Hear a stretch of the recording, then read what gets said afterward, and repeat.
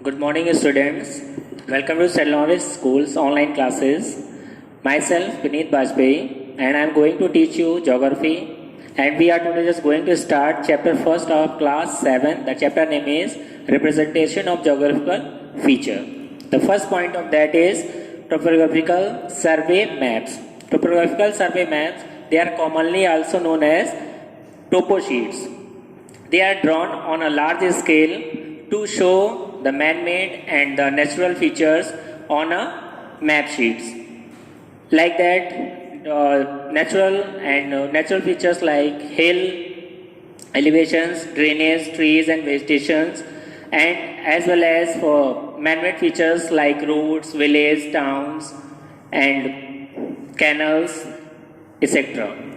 Then the next point is that purpose of the topographical maps. The first is that they are used for the travel guides. Like that, many travel, whenever we want to go anywhere place and want to room over there, we have to know about that places. So with the help of these maps, we can study about the important places and man-mades and the natural points of that areas with the help of these maps, and this is very good for the travel purpose. And the next point is they are useful for the military purpose. Our soldiers rooms in forest areas, hilly areas, they are very difficult over there. Sometimes we don't have found out the networks and the satellites features over there, so with the help of these maps they can wonders there and do their works properly. The third point is that they are very useful for the geography students. Geography students is not complete without maps. So if you are going to study the geography, so maps are very essential for the students of geography. So these maps are very helpful for the students of geography to study the local areas, regions, geography over there. Next point is, in India, topographical maps are just prepared by the Survey of India department that is situated in Dehradun. Then the next point is that colors. In maps we see that there are different colors are used in the maps, especially in the topographical sheets. The use of the map is very essential. With the different color of the maps, we represent the different features of map. The first is that yellow color. Yellow color is used for the agriculture's land. We have seen that many areas of our country are not same. Somewhere the agriculture is very huge productions over there, and somewhere there are no agricultural land is over there. Like that in the Rajasthan areas we see that the desert areas and the agriculture is not possible is over there. With the help of some irrigation systems, like little bit agriculture is possible over there. But if we come to Punjab regions, Uttar Pradesh, Bihar, so that we can see that they are very rich in agriculture. So the areas that are rich in agriculture, they are represented with the color yellow in topographical maps. And the second is white color, and the areas that are not good for the agriculture regions, they are represented with the white color. Like that the Rajasthan regions, that is also known as the Thar desert, and in that area the agriculture is not good as far as, so that areas are represented with the color white. Then third is brown color. In that, with the help of brown colors, we represent the contour lines and the contour heights and also the sand features. In our maps we have seen over there different type of the sand features like that is given over there, so they are represented with the help of brown color. Then green color, in the forest areas like the trees and all that, we represent with the green color. Many maps like the physical color map, if you have seen over there, so different colors is shown over there. So the areas that are represented with that green color, it means that areas are rich in the forest land. The next is blue color. Blue color is used for the perennial water bodies like the rivers, oceans, the rivers and the water bodies that have the water throughout the year. They are represented with color blue in that maps. The next is red color. Red color is used for the settlement and the car tracks. Like that we have to see that in our topographical maps. There are square boxes are given over there. In that they are represented with the black red colors, and that represent the settlements over there. Also we have to see that the metal roads are given over there, like that crossways and the metal roads, they are given over there roundabout, so they are represented with the color red. Then black color. So with that black color we represent the latitudes and longitude lines over there on the maps, and also for the water bodies that are non-perennial. It means they contains only the water due to rain in the rainy seasons. Then the grid reference. The next point is grid reference. For a geography students and the reader of the map, it is very essential that we have to know about the grid systems, because without the help of that grid system, the study of the map cannot be completed.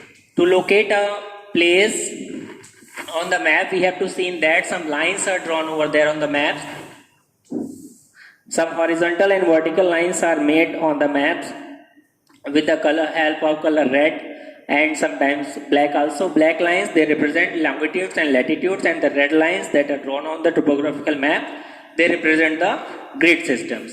The first point is that the topographical maps, they represent man-made features and also for the natural features. So one must have to know about that, the study of the grid systems. If we don't know about the grid system, we cannot study about maps. The topographical maps, we are the national grid squares drawn to the scale 2 cm is equal to 1 km. So the national scale that is given, it is 2 cm is equal to 1 km in a topographical map in India. And the grid that you have seen in the blackboard, on the blackboard, it represents the area of 1 km square. It means each side just represent 1 km. So next point is the vertical lines that represented in that grid are known as east to west. The vertical lines that is started from the east direction to west direction, they are known as eastings. And the lines that is horizontal and started from the south to northward, they are known as the northing. The increasing line that is started from the southwest corner to east-west corner is known as northing. And the lines that is started from the southwest corner to north side, they are known as the northing. The network of that vertical and horizontal line is known as the grid or the grid reference. Then scale. Scale is very essential part of a map. If the scale is not given in any map, it is not called a map. It is only called a figure. If we called a map, so it must has to contain a scale. Like that, every map has just given a scale.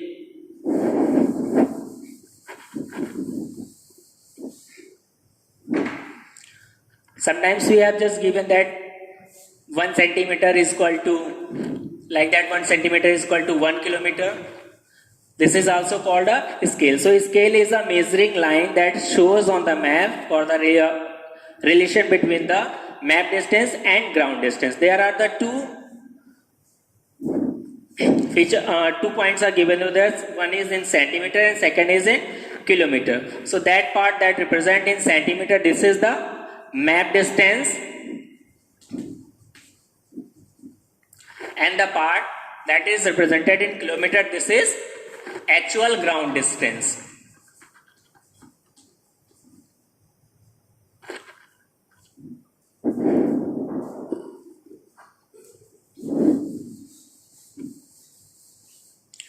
Then we see that the type of the scales. There are the different type of the scales are given. There are 3 types of the scales are there. First is verbal scale or the statement. Second is representative fictions. It is also called RF. In short, we call it RF. And the third is graphical scale or linear scale. In verbal scale, we just write over there only like that 2 centimeter is equal to 1 kilometer.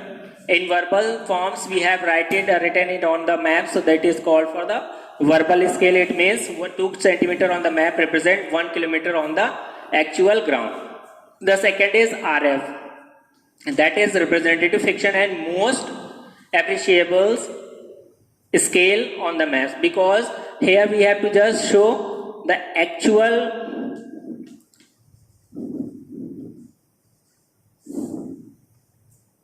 degree of that both in the term of map and on ground. Here 1 centimeter on the map, it represents 50,000 centimeter on ground. It means the degree of both the scales on the map and the ground is same. For that it is called the representative fiction. It means it represents the same degree on the map and on the ground.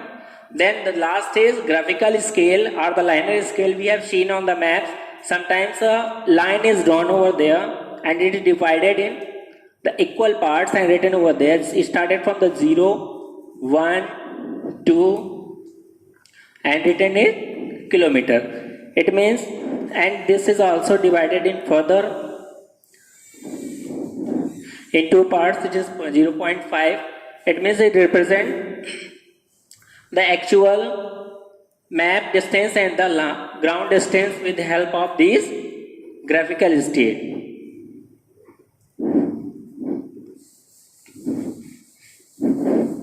Then the next point is that conventional signs and symbols. In map we have seen the different kind of the symbols and the signs are drawn over there, because on a small paper sheet it is not easy to draw anything or the everything together. So representing for that things we use that the small symbols and the signs, like in our mobile phone and the computers we have seen that many icons are just given over there on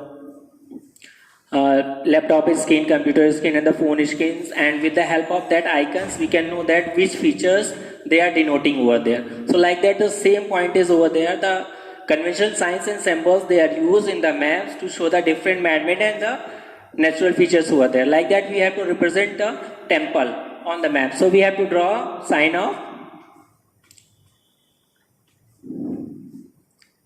temple over there. Like we have to just show off the grave any tree features over there. Like that we have to represent a tree reasons. So we have to draw a sign of tree. Like we have to show about the river line. So we have to, for that perennial rivers, we draw the blue lines for that. So these are the conventional symbols.